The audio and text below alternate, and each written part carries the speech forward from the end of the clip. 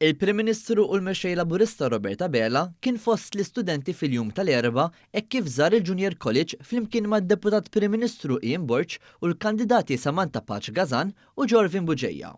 Hawnhekk, il-Prim Ministru ddiskuta l-miżuri mill-Manifest Laburista int Malta li joqtu liż-żgħażagħ u l-istudenti. Fosthom li gvern ġdid Laburista jerġa' jżid l-istipendji bi 15% filwaqt li jibda proċess biex it-tagħlim ibbażat fuq ix-xogħol jiġi rikonoxxut fil-liġijiet ta' pajjiżna.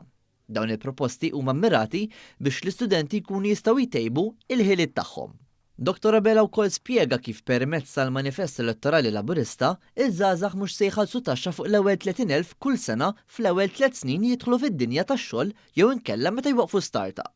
Fl-istess ħin, żgħażagħ li jwaqfu startups se jingħataw assistenza legali b'xejn u eżenzjoni mill-miżati tal-Malta Business Registry għall-ewwel 5 snin. Proposti oħrajn li semmew jinkludu lotja ta' 1,000 euro lill-istudenti tal-Erasmus, għajnuna għall-ispejjeż inizjali ta' masters u dottorati u tisħiħ tal-Youth Volunteer Scheme biex aktar żgħażagħ jagħmlu volontarjat barra minn Malta. Il-Prim Ministru wkoll spjega kif se jitnieda programm ta' mentorship b'imprenditturi lokali biex jgħinu żgħażagħ jibnu n-negozji tagħhom waqt li jintroduċi l-Individual Learning Account b'kontribuzzjoni ta' 500 euro fis-sena għal 10 snin għal kull tifel u tifla.